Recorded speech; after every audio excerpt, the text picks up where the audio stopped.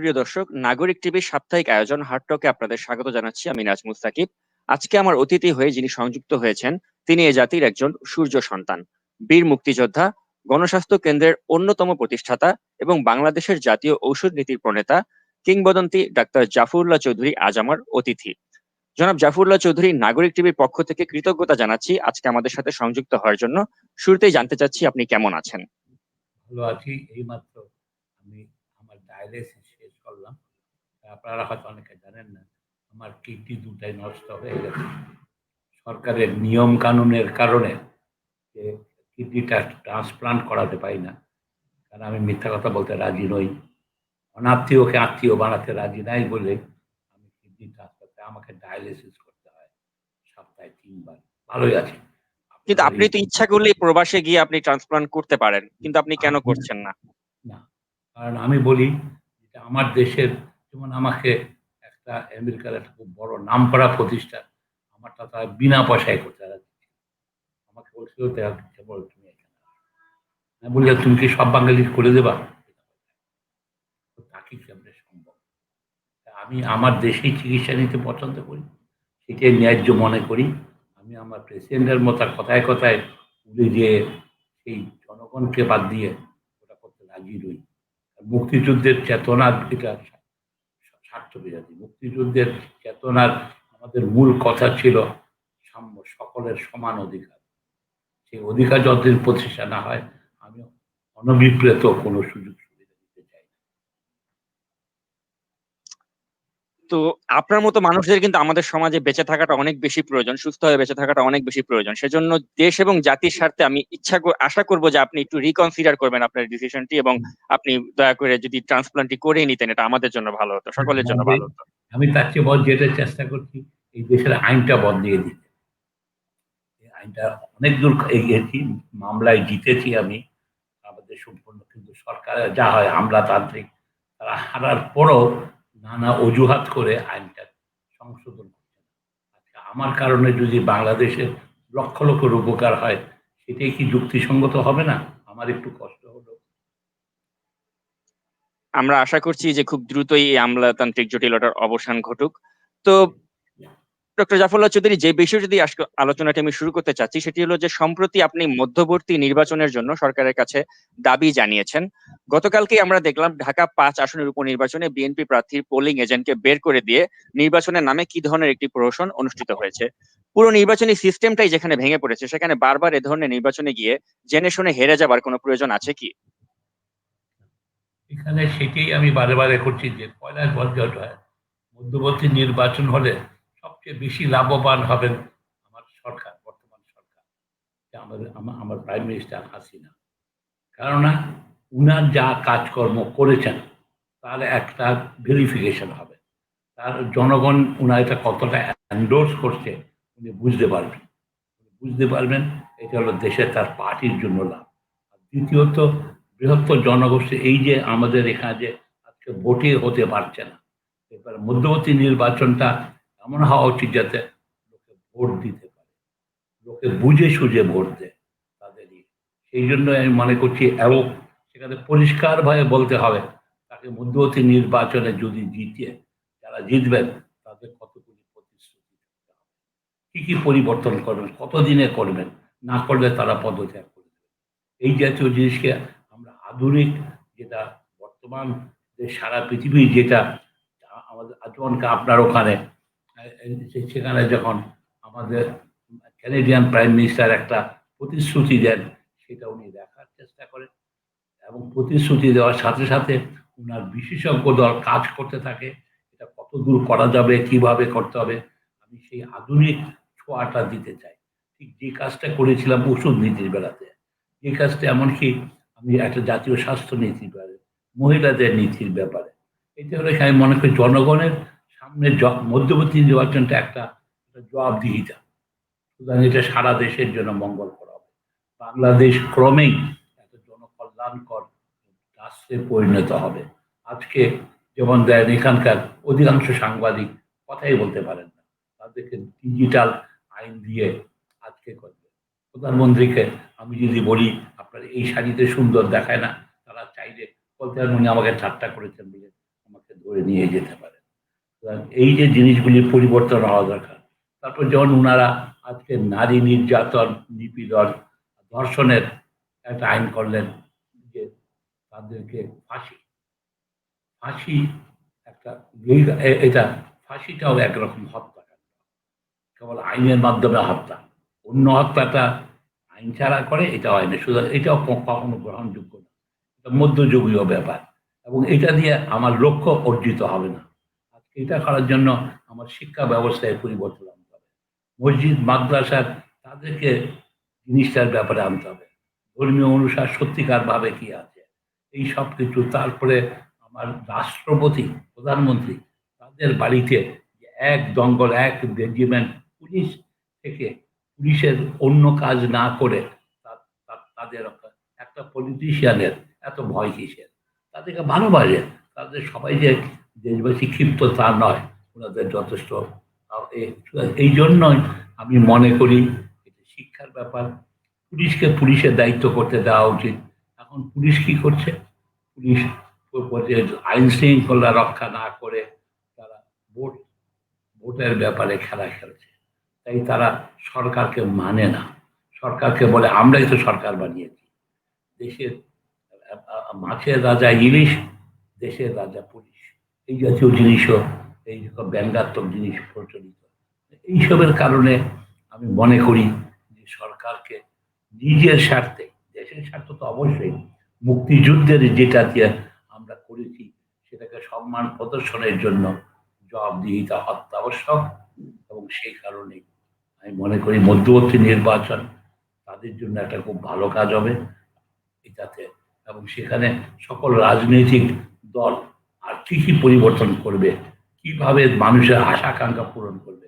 এই যে যেমন ধরেন আজকে প্রায় 1,12,00,000 বাংলাদেশি প্রবাসী শ্রমিক রয়েছে আমাদের, যারা যারা আমাদেরকে চালু রেখেছে, যাদের প্রেরিত অর্থে আমাদের ঘর বাড়ি হয়, জুতা পরি আমরা, নতুন কাপড় চোপড় পরি, তারা আজকে অনেকে চাকরিচ্যুত হতে যাচ্ছে। সে মরুভূমির কড়া রৌদ্র ই করে, অথবা ক্যানাডার অতি ঠান্ডা অঞ্চলেও কাজ করে। এই সময়ের মধ্যে এই ব্যক্তিরা যারা আমার দেশটাকে এত ভালোবেসেছে, তাদের এইসব ব্যাপারটাই আমি মনে করি আলোচনা হওয়া দরকার। আমি বারে বারে অনুরোধ করেছি, যখনই করোনা এসছে, মাননীয় প্রধানমন্ত্রী আপনি পয়লা আরব দেশে যান। কেন? আরব দেশেই আমাদের প্রায় অর্ধেকের মতো 40% শ্রমিক আরব মুসলিমদের সঙ্গে আছে। এইসবের কারণে আমি মনে করি যে জবাবদিহিতা থাকা, ডেমোক্রেসি, এরা কখনো আমাদের দেশের এই নারী নিপীড়ন ইত্যাদি হবে না যদি সত্যিকার অর্থে সুশাসন প্রতিষ্ঠিত না হয়, ডেমোক্রেসি প্রতিষ্ঠিত না হয়। সরকার জবাব দাঁড়িয়ে বলতে পারে আমি এটা ভুল করেছি অথবা এই কারণে করেছিলাম। তা না হলে আজকে যেমন টুইংকের সমস্যাটাই দেখেন, আমি তো তখনই বলেছি মানবতা, তাদেরকে জায়গা দিয়ে ভালো কাজ করেছেন, আপনি খুব মানবিক দেখিয়েছেন, কিন্তু তাদেরকে ফিরে যাওয়ার ব্যবস্থা করতে হবে, সমস্যার সমাধান করতে হবে। সেই জন্য আপনি চীন দেশে যান, ভারতের কথা তো শুনবেন না, আমাদেরকে মোর নিউট্রাল পজিশনে যেতে হবে। এইসব আর কি কারণে আমি মনে করি এটা। আর তবে এই জাতীয় ফার্সিক্যাল যে নির্বাচনের কোনো অর্থ হয় না। আরেকটা কথা বলি, আজকে বিএনপি নির্বাচনে অংশ নিয়েছে, কিন্তু দেওয়ার সিরিয়াস ছিলেন না। তারা সিরিয়াসলি এটাকে নেন নাই। সিরিয়াসকে নিলে তাদের বাংলাদেশের তাদের যথেষ্ট অলমোস্ট 40% লোক তাদেরকে ভালোবাসে, তাদের সমর্থন করে, হয়তো এখন বর্তমানে, এবং সম্ভবত তারা আওয়ামী লীগের চেয়ে খুব বেশি লোকেরই নেয়। তাদের কোনো সুবিধাই নেয় নাই। তারা ভেবেছে আমরা আমরা তাদের এমনি ভোট দিয়ে, আমার খুব গর্জ করে ভোট দিয়ে তাকে জিতিয়ে আনবো। ভোটারদেরকে নিয়ে যেতে হয়, ভোটারদেরকে নিশ্চিত করতে হয়, তার জীবনের সুরক্ষা দিতে হয়। এইসব কোনো কাজ করে নাই, কেবল নির্বাচনে দাঁড়িয়েছে। আর এই জাতীয় নির্বাচনে পয়সা খরচ আছে, সেটাও তারা ভেবেছে তো গভর্নমেন্ট তো নিয়েই নেবে, পয়সা খরচ করে। কিন্তু ডক্টর জাফরুল্লাহ চৌধুরী, আমরা দেখতে পাচ্ছি যে যতগুলো ইনস্টিটিউশন রয়েছে আমাদের, সবগুলো ইনস্টিটিউশন কিন্তু গত 12 বছর ধরে সরকার নিজেদের দখলে নিয়ে নিয়েছে। তো এই পুরো প্রশাসনটার যদি রদবদল না করা হয় এবং এই সিস্টেমটার যদি পরিবর্তন করা না হয়, তাহলে এই সিস্টেমে যদি যতই মিড টার্ম ইলেকশন হোক আর যাই হোক, এইভাবেই তো চলতে থাকবে। না, চলবে না। যেমন কি ধরেন, আমরাও ভুল করেছি। আপনারা জানেন যে আমি ঐক্যফ্রন্টের সাথে যুক্ত ছিলাম। আমি আমি তখন তাদেরকে বলেছি জনগণকে সাথে নিয়ে যেতে হবে। কারণ আমি এক ব্যক্তির কোনো মূল্য নাই। হয়তো আমাকে ২ টা টেলিভিশন শো অথবা আপনাদের নিয়ে, কিন্তু রাস্তায় নামতে হবে। রাস্তায় নামাতে হলে ইনফর্মড কনসেন্ট। তারা যেন বুঝে আমি কেন নামবো? আজকে জাফরুল্লাহ চৌধুরী সাহেবদের পিছনে কেন থাকবো? তাকে আমাকে গ্যারান্টি করতে হবে কি, কি পরিবর্তন, যেটা আপনার কানাডার, আমি যদি আমরা তো উন্নত দিকেই যাচ্ছি, সেখানে সেই চেষ্টা নেই। তারা বলছে তাদের উপায় কি? বলে হাসিনা আমাকে দেবে ভোট। তা নাই। তারপর আরেকটা ভুল যেটা আমরা যেটা ভেবেছি, জনগণকে বলেছি মানে ফজরের নামাজ পড়েই ভোটের বাক্সে আসবে। তারা সরকার যেখানে করেছে বিকজ অফ র, ভারতীয় গোয়েন্দা বাহিনী, ইসরায়েলের মোসায়েদ এবং আমাদের ইসরায়েল, তারা আগের দিন ভোট করে ফেলেছে, রাত্রিবেলা ভোট শেষ করে ফেলেছে। জনগণ তার মত প্রকাশ করতে পারে। তো এইসব আমরা ঠকে হলেও শিখেছি। তো যদি আমরা মধ্যবর্তী নির্বাচনকে খুব সিরিয়াসলি নেই, আমার ধারণা পরিবর্তন, সরকারের পরিবর্তন হবে। সরকারের পুরা পরিবর্তন না হলেও সরকারের চিন্তার পরিবর্তন হবে। সরকার বুঝবে যে সে যে বলে বেড়াচ্ছে উন্নয়ন উন্নয়ন, তার উন্নয়ন যে কতটা অনুন্নয়ন সেটাও জনগণ বুঝে, জনগণ ভদ্রতা করে অথবা ভয়ে অন্য কোনো কারণে তার সমালোচনা করতে পারে না। সমালোচনা না করার মানে না যে তাকে এন্ডোর্স করা। সুতরাং এই জন্য মনে করি যে এটা সবার জন্য। আর আমাদের রাজনীতিতে, আমাদের বাংলাদেশের রাজনীতি নিয়ন্ত্রণ করছেন হলো ব্যবসায়ীরা। এটা আরেকটা সর্বনাশের কারণ হয়েছে। তো সেই জন্য আমার অধিকার প্রতিষ্ঠা করতে হলে আমাদের সবাইকে মিলিতভাবে ঐক্যমত নিয়ে, সেটাই আজকে আপনি ধরেন, আজকে যদি আমরা মধ্যবর্তীর একটা নির্বাচনের জন্য সামগ্রিকভাবে সব যেটি বিরোধী দলে যারা আছে তারা যদি একটা প্রস্তাব আসে যে আমরা নির্বাচিত হলে ১ মাসের মধ্যে বাংলাদেশে ওষুধের দাম অর্ধেক হয়ে যাবে, এবং সেটা কিন্তু আমি করে দেখিয়েছি। ১৯৮২ সনের নীতিমালাটা অনুসরণ করলেই ওষুধের দাম স্ট্রেট অর্ধেক হবে, মিনিমাম অর্ধেক হবে। আজকে সে একই নীতিমালা করলে স্বাস্থ্য শিক্ষা পাবে। আজকে ডাক্তারকে গ্রামে থাকতে বাধ্য হবে, যেমন আপনার দেশেই ধরেন, ক্যানাডাতেই ধরেন, যেখানে পিস রিভারের মতো জায়গায় অথবা আলবার্টা বা অন্য যে কোনো জায়গাতে সেখানে ডাক্তার আছে না, ডাক্তার পদ্ধতি আছে। কেননা সেটা আলবার্টা সরকারই করে অথবা ভ্যানকুভারের বা অন্টারিও যে যেখানে, শুধু তারা বাধ্য থাকে সে কাজটা করতে। তো এটা খুব বেশি কঠিন কাজ কিছু না। যেমন তারপরে তার মানেটা হলো কি, আজকে সবচেয়ে বড় কাজ যেটা করতে হবে, এই এত এককেন্দ্রিক সরকার হতে পারে না। বাংলাদেশ অনেক বড় দেশ, আপনার ক্যানাডার চেয়েও বড়, জায়গাতে বড় না কিন্তু লোক সংখ্যাতে আমরা ১৭০ মিলিয়ন লোককে আপনি ঢাকা শহর থেকে শাসন করবেন, এটি কখনো সম্ভব? পাকিস্তানের ইসলামাবাদ থেকে করেছে, আমরা ঢাকা থেকে করছি। তাই এটা যথাযথ বুঝে তাকে বুঝাতে হবে, তাকে বলতে হবে।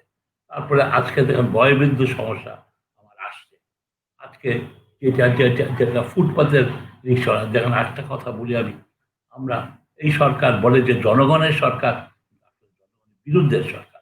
যেমন ধরেন রিক্সাওয়ালাটা, আমাদের যে আধুনিকতা এসে রিক্সাওয়ালারা রিক্সায় একটা মোটর লাগিয়ে, মোটর লাগালে তার খাটনিটা কমে, তার পরিশ্রমটা কমে, তার আয়টা বাড়ে। আমরা তার পিছনে লেগে যাচ্ছি। আমরা আমরা কি করলাম, চাঁদাবাজিতে আমরা নাম্বার ওয়ান হয়ে গেছি। নতুন মেয়র সাহেব এসে বললেন সব রিক্সাকে রেজিস্ট্রেশন হতে হবে। সেটা যে খারাপ কথা তা না, কিন্তু এটা বললেন না রিক্সাটা যে চালায় তার নামে রেজিস্ট্রেশন হতে হবে। যেমন আমরা অতীতে আমরা সমাজতন্ত্রের আন্দোলন করতাম যে লাঙ্গল যা জমিদার, সেই এই জাতীয় জিনিসকে যদি আনি, কারণ আমাদের বেশিরভাগ লোক আজকে কৃষিতেই আমাদের জীবনযাত্রা। বিদেশে যারা যাচ্ছে, আমরা নিরাপদে যদি বলি, বিদেশে প্রবাসের যারা যাবে তাদের যাতায়াতের ব্যবস্থা সরকার করে। তোমার যে সামান্যটুক জমি আছে ওটা বিক্রি করার দরকার নেই। তোমার যদি কিছু হয় সরকারি ইন্স্যুরেন্সে তোমার, যদি আহত হও অথবা মারা যাও, তাকে ৩০ লাখ বা ৪০ লাখ টাকা তোমার পরিবারকে দেওয়া হবে। জনগণ তো বোকা না, তারা যদি দেখে যে সত্যিকার অর্থে আমরা চাই, এই যে ফুটপাতের দোকানদার এখানে 5 লাখের মতো পরিবার এক ঢাকা শহরের ফুটপাতে ছোট দোকান করে বেঁচে থাকে। তাদের জীবনযাত্রাটা উন্নত হয়ে যেত যদি পুলিশের হয়রানিটা বন্ধ হতো, পুলিশের চাঁদাবাজি বন্ধ হতো। কি করতে হয়? আমাদের বিট পুলিশকে দিতে হয়, থানা পুলিশকে দিতে হয়, উপরের উচ্চ পর্যায়ের জন্য আলাদা দিতে হয়। এর দেখা দেখি এমপি সাহেবের লোকজনরা চাঁদাবাজরা তারা আসে, অন্যান্য মাস্টাররাও আসে। এটা কি বন্ধ করার সত্যি কঠিন কাজ? পুলিশদেরকে আমরা ভাই তুমি ঘুষ খাওয়া অন্য এই গরিব মানুষ থেকে খায় না, গরিব মানুষ এবং ওই যে এনশিওর দেন, এটা খুব বেশি কঠিন কাজ না। আজকে যদি আমি যখন পুলিশের গাড়ি আসে আমার পাড়ার দোকানের সামনে আমি দাঁড়িয়ে থাকি, তখন একটা সালাম দিয়ে যাই গিয়ে তার দেখলাম যে কেমন আছেন, আর ওরা দোকানদাররা বলে স্যার আপনি থাকাতে আর পয়সা আবার আসবে পয়সা নেওয়া। আমি মনে করি যে আমাদেরকে রাষ্ট্রনীতিটা থেকে আধুনিক হতে হবে, মানবিক হতে হবে এবং এটা সবার জন্য জনকল্যাণকর হতে হবে এবং সেটা করা সম্ভব। কারণ কি আমরা হেটারোজিনিয়াস না, মূলত এটা একটা হোমোজিনিয়াস কান্ট্রি। আমাদের প্রায় সকলেই বাংলায় কথা বলে। আমার ব্যাপক 90% উপরের এক ধর্ম। আবার এক ধর্ম হলো যে কিছু সংখ্যালঘু আছে, আমরা সংখ্যালঘু থেকে ধর্মান্তর হয়ে মুসলমান হয়েছি। এইসব নিয়ে আমাদের খাওয়া দাওয়া কালচার অনেক কিছু মিল আছে, কিন্তু মাঝখানি করে আজকে সংখ্যালঘুর জীবনটা একবারে সুস্থ না, গরিব মানুষ উপর অত্যাচার করছে। তো এই জন্য বলছি আমাদের দেশের পলিটিশিয়ানদের আরো সিরিয়াস হতে হবে। ইয়াঙ্গার লোকেরা, আজকে ইয়াঙ্গার ছেলেমেয়েরা জাগছে। আমি তো দেখছি আলোর এই হচ্ছে, সূর্য উঠতে শুরু করেছে, কবে উঠবে জানি না, সেটা অনেকটা নির্ভর করে আমরাও তাদের সাথে আছি কিনা, তাদের রাস্তায় দাঁড়াই কিনা, পুলিশের মার খেতে দাঁড়িয়ে আছি কিনা। আমার যৌবনে যখন পুলিশের মার খেয়েছি, জেলে গেছি, আজকেও আমার বয়স বেড়ে গেছে, তাহলেও আমি কিছুক্ষণ তো দাঁড়াতে পারি। এই জাতীয় করলে আমার ধারণা আমাদের এই নেই। আমাদের আরেকটা সম্ভাবনার কথা বলে আমি শেষ করি। আজকে দেখেন সারা পৃথিবীতে বয়োবৃদ্ধ লোকের সংখ্যা বাড়ছে। আপনাদের ক্যানাডাতে বোধহয় 20%-এর উপর 28% বয়োবৃদ্ধ। তাকে দেখবে কে? তাকে দেখার জন্য ইয়াং লোক দরকার, আমরাই পারি। আমার দেশের 35% তাদের বয়স 35-এর নিচে। আজকে এদের যদি আমরা যদি ট্রেনিং দিয়ে দিই, আমি এটা 20 বছর ধরে বলছি, আজকে না। আমার দুর্ভাগ্য যে আমার কোনো রাজনৈতিক দল নেই। আমি আমি মনে করছি ডাক্তারি আমার কাজ, আমি ঠিক সরাসরি রাজনীতিতে যাইনি। আজকে তাদের যদি 6 মাসের কিভাবে লুক আপটা একটা মানবিক আমার হেলথ কেয়ারের ট্রেনিং দিয়ে দিই, তারপর যদি একটা ভাষা শিখাই, যেমন কি তুমি অমুক যাবে এখানে তোমাকে ফরাসিটা শিখতে হবে, অথবা তুমি আফ্রিকায় তুমি তুমি চীনে যাবা চাইনিজ ভাষাটা শিখতে, জাপানি শিখতে হবে, অথবা স্প্যানিশ। এই জাতীয় একটা ভাষা শিখতে আর কতদিন লাগে? আরো 6 মাস আধুনিক পদ্ধতিতে। এবং এদের আয় কি হবে? আজকে আমার 1,12,00,000 লোক যে আয় করে, 20 লাখ এই শিক্ষিত তো 40 লাখ, তার চেয়ে বেশি আয় করে। তাহলে দেশের উন্নতি 1 বছরের মধ্যে হিসাব করে দেখা যাবে আমাদের আয় আমাদের হলো ব্রুনার চেয়ে বেশি হয়ে যাবে। আমরা অনেক জায়গার কাছাকাছি পৌঁছে যাবে। তবে যদি এই জাতীয় দেশের এই গুন্ডামি খাটায় না হয়, আমি আয় করলাম আপনি লুট করে নিলেন, তাহলে লাভটা কি? আমার শ্রমের মূল্য আমাকে পেতে হবে। এইসব জায়গাতে আপনাদের একটা বিরাট দায়িত্ব। আপনারা যারা বাইরে আছেন, আপনারা অনেক বেশি সোচ্চার থাকতে পারেন। আপনাদেরকে কনস্ট্যান্টলি বলতে হবে। আমাকে চাইলে এখান থেকে বেরোবার পরে হয়তো, কিন্তু আপনাকে তো পারবে না। আপনার সরকারের কাছে জবাবদিহিতা করতে হবে। এইসব মিলে আমি এখনো উজ্জ্বল ভবিষ্যতই দেখি। তো জনাব জাফরুল্লাহ চৌধুরী, আমি আবার নির্বাচনের প্রসঙ্গে ফিরে আসতে চাচ্ছি যে বিএনপির ভেতরে একটি অংশ বলার চেষ্টা করে যে ডক্টর কামাল হোসেন এবং আপনার প্রেসক্রিপশনে বিএনপি নির্বাচনে গিয়ে এভাবে ভরাডুবি হয়েছে, এর চেয়ে 2014 সালের মতো নির্বাচন বর্জন করলেই ভালো হতো বলে কেউ কেউ মত দিয়েছেন। অথচ আমরা দেখলাম আপনি সরকারের গুড বুকে নেই, আপনার প্রতিষ্ঠানের করোনা পরীক্ষার কিট অনুমোদন পায় না। অন্যদিকে তারেক রহমানের সমালোচনা করার কারণে বিএনপি আপনার প্রতি পূর্ণ আস্থা রাখতে পারছে না। তো এই বিষয়গুলো ব্যক্তিগতভাবে আপনাকে কতটা পীড়া দেয়? আমাকে আমার হাসি পায়, আমার আসলে এসব পীড়া দেয় না। আমি যেমন তারেককে আমি স্নেহই করি, সত্যি কথা। ছোটবেলা থেকে তাকে দেখেছি। খালেদা জিয়া দুঃখ বেদনা, যদিও আমি তাদের পার্টি করি না, তাদের করি না, তাদের সমালোচনা করি। কারণ আমি গণতন্ত্রের স্বার্থে আমি মনে করি একাধিক পার্টি থাকতে আরে, আমার কষ্ট লাগে তারা যখন যখন জিয়াউর রহমানকে পাকিস্তানি চর বলে। এটা তো খুব ভুল কাজ, অন্যায় কাজ। তো সেটা আমি প্রতিবাদ করি। আমি মনে করি আমি কি হারালাম তাতে কিছু আসা যায় না। আজকে আমাদের কিটটা আমরা পৃথিবীতে সবার আগে, আপনাদেরও আগে আমরা উদ্ভাবন করেছিলাম। পৃথিবীর এত বড় সুনাম থেকে বঞ্চিত কে হলো? আসলে গণরাষ্ট্র না, বাংলাদেশ হলো। বাংলাদেশ সাধারণ আজকে হলো 400 টাকা দিয়ে আপনার টেস্ট করিয়ে নিতে পারতেন এবং খুব 10 মিনিটের মধ্যে। এই জিনিসগুলিকে যেমন বিএনপির, আমি মনে করি বিএনপি 14 সনে না করে সেটা সঠিক ছিল, কিন্তু উনার পদ্ধতি ভুল ছিল। উনি রাস্তায় বেরোলেন না, উনি ডাক দিলেন কিন্তু ঘরের মধ্যে আবদ্ধ থাকলেন। উনি যদি সেদিন যে রাস্তায় বেরোতেন তাহলে ওই নির্বাচন হতে পারত না। না, তাদেরকে ওনাকে তো বালু ট্রাক দিয়ে আটকে রাখা হয়েছিল এবং ওনার একজন যাদের, আমি বলি, যাদের 40% লোক, উনি যদি রাস্তায় এসে দাঁড়াতেন, ধরো আমাকে, এই ক্ষমতা তখনকার দিনে সরকার, তখনকার দিনে ভারতীয়রা এতটা এই সাথে আওয়ামী লীগের সাথে যুক্ত ছিল না, এইসব স্ট্র্যাটেজি করতে পারতো না, ওনাদের যথেষ্টই ছিল। কিন্তু উনি কি করলেন? উনি গেট পর্যন্ত এসে বাড়ির ভিতরে চলে গেলেন। সবাই প্রত্যাশা করেছে উনি বাইরে, ওনাকে ধাক্কা দিয়ে তো আমরা দেখতাম, মানুষ ফেটে পড়তো। তারপরে দেখেন উনারা, ওটা তো বজন, এবার উনাদেরকে নির্বাচনে আনাতে আমার একটা রোল ছিল। আমি বলছি না, ফাইট করতে হবে প্রত্যেকটা জায়গায়। এটা কামাল হোসেনের অপরাধ না। কামাল হোসেন অতি ভদ্রলোক, এটা হলো সম্পূর্ণ ওই বিলাতি শিক্ষিত ভদ্রলোকের কতগুলো অসুবিধা আছে।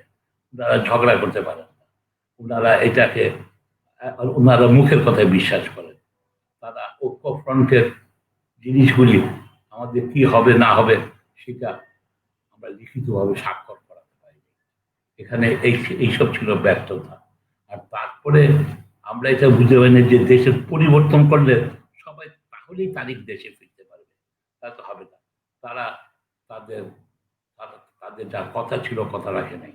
তারা যখন আলোচনার সময় কথা ছিল অন্ততপক্ষে 70টা সিট, না হলে আমাদের বিশ্বাস ছিল 50টা সিট আজকে অন্যান্য ছোট বড় দলকে দেবে। তা না করে কি করলো? বিএনপি জামাতকে দিয়ে বসলো 22টা। এটা ভয়ানক ভাবে আমি যখন নেগোসিয়েট করি, বলি যে জামাত বাদ দিয়ে আসতে হবে, আমরা সবাই বলেছি। অপরপক্ষে আমি মনে করি জামাতের নির্বাচন করার অধিকার আছে, কারণ যদি ইসলামিক দলের করে থাকে তারও আছে। তাহলে এটাকে তোমরা ব্যান করে দাও, তারা এই ধর্মীয় সংকীর্ণতার থেকে দেশকে মুক্ত করো, কেবল একজনকে শাস্তি সেটা না, তবে শিকার এই জিনিসগুলিতে আর কি। আর তারপরে বললাম যে আমরা এত খারাপ হতে পারে সরকার, ওটা আমাদের চিন্তাতে আসে না। রাতের বেলা যে ভোট করে ফেলবে এটা ছিল না। আমরা জনগণকে বলেছি সকালবেলা ফজরের নামাজ পড়েই ভোট কেন্দ্রের দিকে যাতায়াত করতে হবে। ওটা যাবে কি, ভোট আগে রাখতে হয়। তারপরেও যেটা আমি মনে করি দরকার হলো এটা কন্টিনিউ করা উচিত। যুদ্ধ তো ওখানে থেমে যাওয়া যাবে না। আমরা গেরিলা যুদ্ধ দিয়ে আমাদের জন্ম হয়েছে, আমরা তো টেকনিক জানি, আমাদেরকে এই জিনিসগুলির দিকে নাই। তারপরে বাংলাদেশকে আমরা ভারতের ক্ষয়ের খা সিকিমের মতো হতে চলেছে। এটাকে বাংলাদেশের লোকেরা ভারতের দাসত্ব কামনা করে না। আমরা পাকিস্তানের জিঞ্জির ইসলামাবাদের থেকে এসেছি ভারতের দাসত্ব করার জন্য। ভারত, তারা সবকিছু ব্যাপারে ভারতীয় লাভবান, আমরা বোকার মতো তাদেরকে দিয়ে, এটা আমার প্রধানমন্ত্রীর কথা। উনি বলেছেন আমরা আর কত দেবো বলে, কিন্তু কোনো কিছু আদায় করতে শিখেননি। আদায় করতে কেন পারছেন না? উনার ভয় এরা যদি সরে যায় আমি ক্ষমতায় টিকে থাকতে। তো ডক্টর জাফরুল্লাহ চৌধুরী, এবার একটু অতীতে ফিরে যেতে চাই। বঙ্গবন্ধু বাকশাল করার পর ব্যারিস্টার মইনুল হোসেন সংসদ সদস্য পদ থেকে পদত্যাগ করেন। এর ফলে বঙ্গবন্ধু কিন্তু ব্যারিস্টার মইনুলের উপর ক্ষুব্ধ হয়ে প্রতিহিংসা পরায়ণ হয়ে কোনো ব্যবস্থা নেননি। বঙ্গবন্ধু ছিলেন একজন বিশাল হৃদয়ের মানুষ। বঙ্গবন্ধুর এই বিশালতা আপনি কি মাননীয় প্রধানমন্ত্রী শেখ হাসিনার মাঝে খুঁজে পান? আরো একজন লোক পদত্যাগ করেছিলেন, জিনাল উসমানী। মইনুল হোসেন এবং জিনাল উসমানী, তারা দুজনেই পদত্যাগ করেছিলেন। কেবল তাই না, উনি 13ই আগস্ট 1975 সালে সাভার থেকে আমাকে ডাকিয়ে এনেছিলেন বাকশালে যোগদান করানোর জন্য। আমি বলছি এটা ভুল কাজ করছেন, মুজিব ভাই, ওনাকে মুজিব ভাই বলে রাখতাম, এটা ভুল কাজ করতেছেন। বলতে, না আমি তোদের দল করবো এখন। আমি না মুজিব ভাই, আপনি সমাজতন্ত্রে বিশ্বাস করেন না, আপনি পুঁজিবাদী। আমি পুঁজিবাদ দিয়েও হতে পারে ওয়েলফেয়ার স্টেট। ওনাকে, ওনার সাথে আমার 4 ঘন্টা আলাপ হয়েছে। আমি বলি যে কিভাবে আপনার কানাডার সোশ্যাল ওয়েলফেয়ার, সুইডেনের, ব্রিটেনের, এরা প্রত্যেকে ক্যাপিটালিস্ট কান্ট্রি, কিন্তু এরা অন্তকে গরিব মানুষের জন্য, সাধারণ মানুষের এইসব বুঝিয়েছে। তুই আয় ভিতরে আয়, তারপর এইসব করিস। তুমি তো খুব চালাক ব্যক্তি ছিলেন। We has a great humanist আমার মতে, অত্যন্ত মহানুভবতা তার। আমি সবসময় প্রধানমন্ত্রী, আপনি বঙ্গবন্ধুকে অনেক কিছুতে ছাড়িয়ে গেছেন, কিন্তু মহানুভবতাটা আপনি অর্জন করেন, ওটাকে গ্রহণ করেন, তাহলে আপনি সত্যিকার ভাবে রাজনৈতিক নেতা হবেন, আমাদের ইতিহাসের অন্তর্ভুক্ত হবেন। তা নাহলে এখন যেটা আছেন 12 বছর, 12 বছর যেতে 12 দিন লাগবে। এই ক্ষণিকের পিছনে ঘুরেন না। তাই কিন্তু যেটা অসুবিধাটা হলো, ওনাকে ঘিরে রেখেছেন আমলারা আর 3টা গোয়েন্দা বাহিনী, র র মোসায়ের এবং বাংলাদেশি, ফলে এবং এবং হলো আমলারা রাজনৈতিক জানা। তোফাইলের সাথে কয়বার দেখা হয়, মেননের সাথে মানে বোধহয় কয়বার দেখা হয়, নুর এলিন বলেন, মতিয়া চৌধুরী বলেন, তার পার্টির লোকেই। আর আমরা তো বাইরের জগতের লোক, সেটা আমরা তর্ক করতে যাওয়ার জন্য তো ডেকে পাঠান না। উনি তো বলতে পারেন ডেকে পাঠান না, কিন্তু নাইস লেডি। আমার স্ত্রীকে বলেছেন যে বলবে ভাই ভাই বলেই ডাকেন। উনি আমার বলছে না, উনি আপনার ভালো কাজকে সমর্থন করেন। উনি হাসতে হাসতে বলেন, না ওটাতে একটু সুন্দরী বেশি, ওটার পিছনে ঘুরে। বলতে এটা তো একদম মিথ্যা কথা। তো ডক্টর জাফরুল্লাহ চৌধুরী, দেশের সমালোচনা করার ক্ষেত্র ক্রমেই সংকুচিত হয়ে আসছে। বিএনপির মতো একটি বৃহৎ রাজনৈতিক দল মামলার বেড়াজালে ভঙ্গুর এক অবস্থায় আছে। তো বিরোধী দলের সরব উপস্থিতিহীন এই যে একটা সিস্টেম এই সরকার দাঁড় করিয়েছে, এটা আমাদের গণতন্ত্রকে কতটা হুমকির মুখে ফেলেছে বলে আপনি মনে করেন? ভয়ানক ভয়ানক। এই জন্য আজকে এই যে বললাম, নারী নির্যাতন বলেন, ধর্ষণ বলেন, পুলিশ এই যে ইয়াবার নাম করে মানুষ হত্যা, এই যে আর্মির মেজর সিনহাকে মেরে ফেললো পুলিশ, পিকে হালদারের মতো এক লোক 10,000 কোটি ডলার নিয়ে চলে গেল। আপনাদের দেশে তো বোধহয় আস্তানা গেড়েছে এরা অনেকে, বেগম পাড়ায় বা ইতে। আজকে এই সব জিনিস হলো গণতন্ত্রহীনতা, জবাবদিহিতার অভাব, সেটার জন্যই সর্বনাশটা হয়েছে। কিন্তু আমাদের, আমরা সবাই ভালো থাকতে পারি যদি এখানে সত্যিকার অর্থে গণতান্ত্রিক এইটা হতো, মুক্তিযুদ্ধের চেতনাটাকে যদি করা হতো। কি ছিল? কঠিন কিছু না। গণতন্ত্র অর্থাৎ আমার ভোট আমি দিতে পারবো, আমি বুঝে সুঝে, সরকারের কাজ হবে বুঝিয়ে বলা যে আমি এই কাজ করেছি, শুধু আপনি আমাকেই দেবেন। আমরা বিরোধী দল কমিউনিস্ট পার্টি কেনা বলছ, আমি তাদের মধ্যে কাজ করছি। আর তারপরে কি, আপনার রাস্তা করেছি, এই করছি ইত্যাদি। আমার হয়তো উত্তর হবে, রাস্তা করেছেন ভালো, কিন্তু আপনি কত টাকা আয় করেছেন? আজকে আমাদের পদ্মা ব্রিজ আমাদের দরকার, ভালো কাজ, কিন্তু এটা হওয়ার কথা ছিল 7,000 কোটি ডলার, কিন্তু এখন 50,000 কোটি ডলার অতিক্রম করে গেছে। সুতরাং এটা জব দিতে লাগবে না। এই জব দিটা তার যদি কথা বলতে দিত আমাদেরকে, উনি আরো সতর্ক হতেন। আরো সতর্ক হলে চুরি দুর্নীতি অনেকাংশে কমে যেত। আর তারপরে আজকে এই যে নারী নির্যাতনের যে ঘটনা বারে বারে বলছি, এটার জন্য ফাঁসি উত্তর না। উত্তর হলো প্রত্যেকটা স্কুলে মেয়েদেরকে বক্সিং শেখাতে হবে, কারাটি শেখাতে হবে, তার সাহস সৃষ্টি করতে হবে। আর ব্রেইন ক্লথ পুলিশম্যান অনেক বাড়িয়ে দিতে হবে। তাহলে পেশেন্টের পাহারা না দিয়ে রাস্তার মধ্যে আমার পাশ দিয়ে প্রেম করে, তাহলে আমি যদি এটা এই দুর্বুদ্ধি হয়, আমি যে কারো গায়ে হাত দিতে, সঙ্গে সঙ্গে সে খপ করে আমাকে ধরবে। এইসব তখন জানবে যে কোথায় আছে এটা। এইসব সরকারের চিন্তা করার অবকাশ নেই। লুট আর লুট আর লুট। ইলেকট্রিসিটির কথায় দুর্নীতি কিরকম, সেন্টার, এটা একটা হোরের লুট। সে মাল উৎপাদন না করে পয়সা পাচ্ছে, তারপর কথা আমি নেই না নেই, আমাকে টাকা দিয়ে যেতে হবে। আজকে সেখানে আজকে কেউ বাংলাদেশে নিরাপদ না, উনিও নিরাপদ না, উনার মেয়ে পুতুলও নিরাপদ না। আজকে পুতুল বলেছে যার যা সাহস করেছিল, কেন এবার তার ইটা থাকতে হবে। এই সব কিছু যে আপনার পাবলিক হতো, আলোচনা হতো, তার সমস্যাটা কি ছিল, এইসব নিয়ে আলোচনার প্রয়োজন আছে। উনাকে এখনো দেশের লোক যথেষ্ট লোক ভালোবাসে। অন্তত আমি বলি, যদি কখনো ক্ষমতার পরিবর্তন হয় এবং উনাকে যদি যেভাবে খালেদা জিয়াকে উনি হয়রানি করছেন, সেই জাতীয় হয়রানি যদি তাকে করা হয়, আমি তার পাশেই থাকবো। এই অন্যায়ের আমিও প্রতিবাদ করবো, এবং আমি একলা না, অনেক সুশীল সমাজের ব্যক্তি আছে যারা আছে, সেগুলো আবার আরেকটা অসুবিধা হচ্ছে, আমাদের বুদ্ধিজীবীরা আজকে পতিতাবৃত্তি করছে।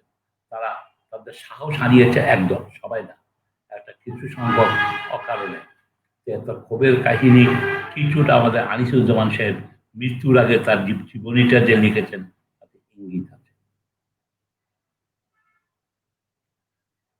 তো জনাব জাফরুল্লাহ চৌধুরী, ডাকসুর সদ্য সাবেক ভিপি নুরুল হক নূর বিএনপির মতো কোনো বৃহৎ সংগঠন পরিচালনা করেন না।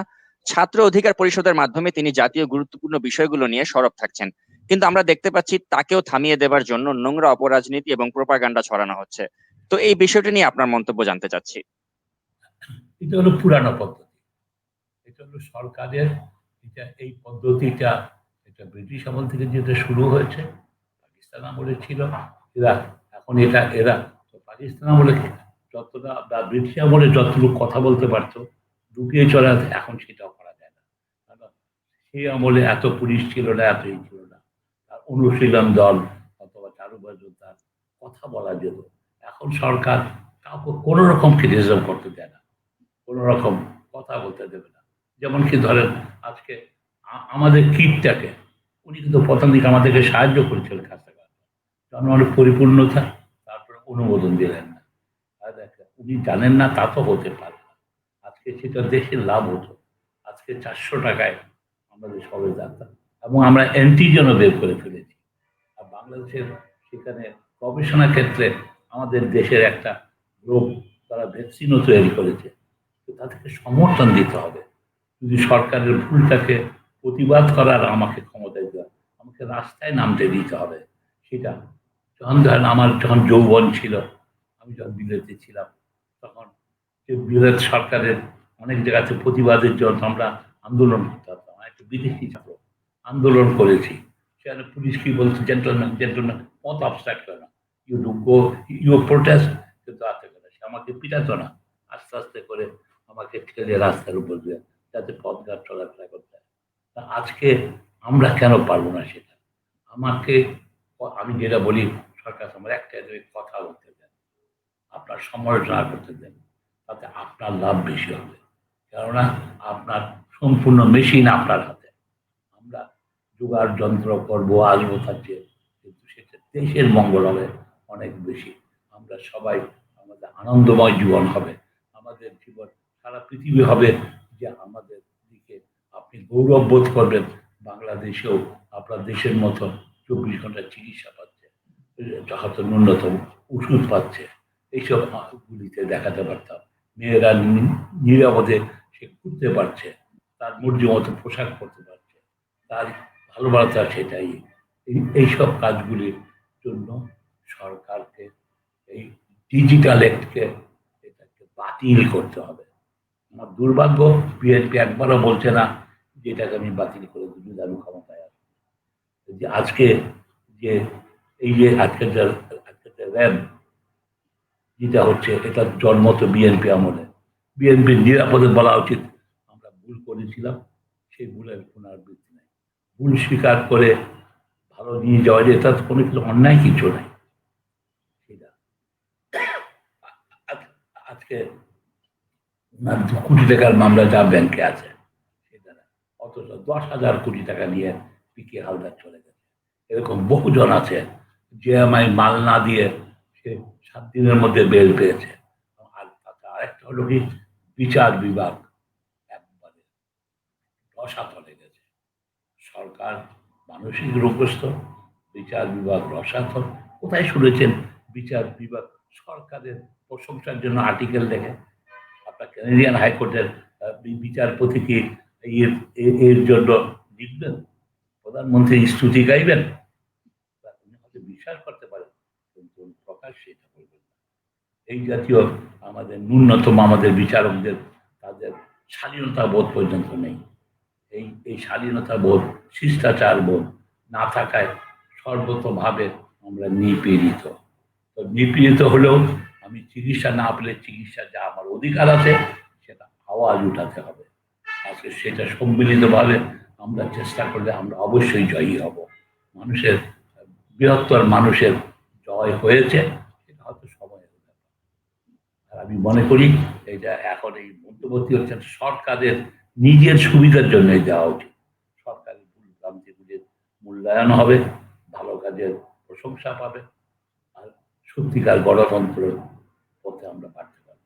কিন্তু ভিপি নুরের পাশে আমরা যেভাবে বিএনপি কে আমরা আশা করেছিলাম ওভাবে দেখতে পাচ্ছি না, বরঞ্চ বিএনপি না, সন্দেহ করছে যে সরকারেরই একটা বি টিম ভিপি নূর, এ ধরনের একটা ষড়যন্ত্র তথ্য তারা খুঁজছে। তো না এই বিষয়ে সেটা বলে আমি মনে করি না যে বিএনপি সরকারের সাথে ষড়যন্ত্র করছে।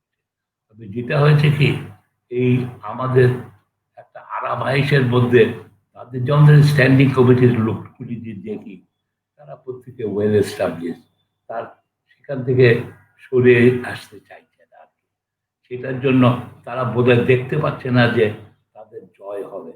তারা তারা তারা মনে করছে যে বিএনপিরও হবে। আজকে যেখানে আমার ভয়টা কোথায় জানেন, খালেদা জিয়া হারিয়ে যাবেন।